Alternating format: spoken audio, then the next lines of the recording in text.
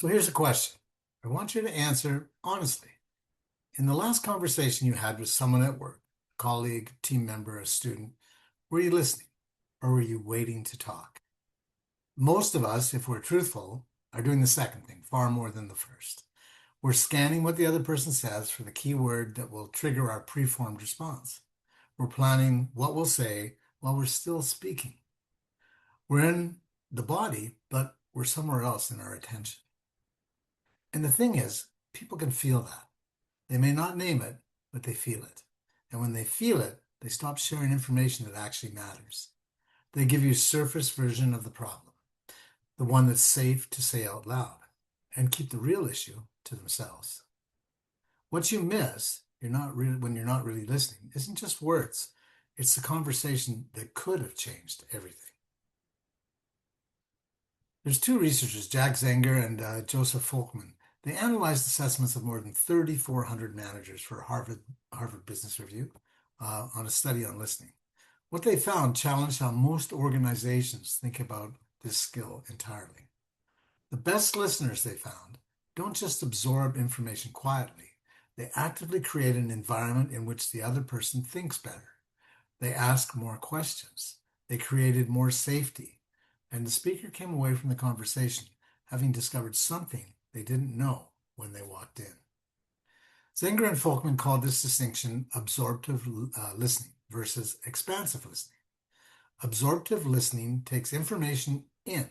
Expansive listening expands the other person's thinking. Most professional listening is absorptive, but coaching culture requires expansive. There's also a neuroscience dimension to this, documented by Daniel Siegel. When you offer genuine presence, not scanning for your response, but truly attending, you actually regulate the other person's nervous system. Your calm attention allows their prefrontal cortex to activate. In other words, your quality of attention is just not interpersonal courtesy, it's absolutely a cognitive gift. The most practical listening framework I've found comes from the coactive coaching model.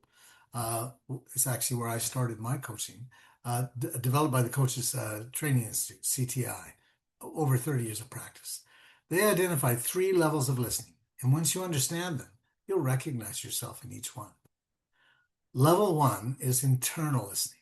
Your attention is on yourself, your reactions, your judgments, and your upcoming response. You're hearing the words, but you're filtering them through your own frame.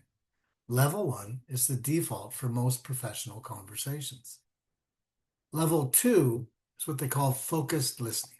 Your attention shifts entirely to the other person, their words, their word choices, their pace, and their pauses. Your inner voice goes quiet. You're noticing what they're actually saying, not just what you expect them to say. Level 3 is called global listening. Here, your attention expands to the entire field, the energy in the room, what isn't being said, the gap between the words, and what the body communicates. The shift from level 1 to 2 is not a personality trait. It's a learnable skill. And it starts with a single, deceptively simple tool, the 3-second buffer. Before you respond, you pause. You let what they say land. Just 3 seconds. 1, 2, 3. It's harder than it sounds, and it changes everything. A lady by the name of Nancy Klein spent 4 decades studying what happens to humans when they think about when they think people feel that they've been listened to. Not assessed, not coached towards an answer, but not evaluated, but just heard. Her finding was quite remarkable. When people experience what she calls a thinking environment, where a listener's attention is palpable, respectful, and genuinely interested, they consistently produce higher quality thinking than when left alone. The quality of your attention, Klein argues, is the most powerful thing you can offer to another person. This isn't a soft claim. Her methodology has been applied in the NHS, in law firms, universities, and government agencies. consistent finding, real listening doesn't just make people feel better, it makes them think better. Let me give you a concrete example.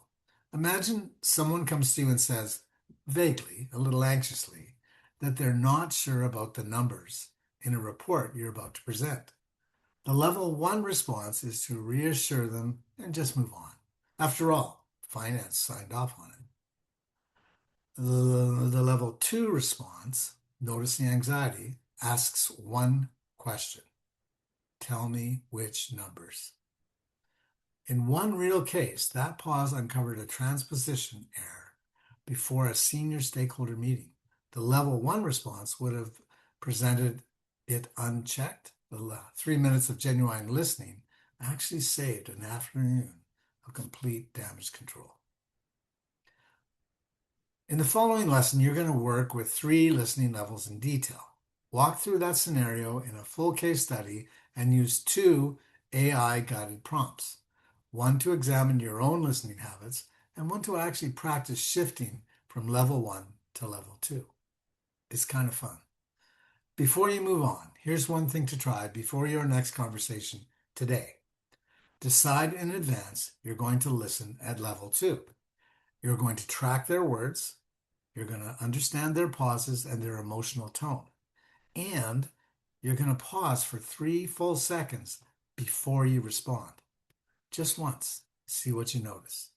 You might be surprised at what you've been missing. Enjoy the lesson.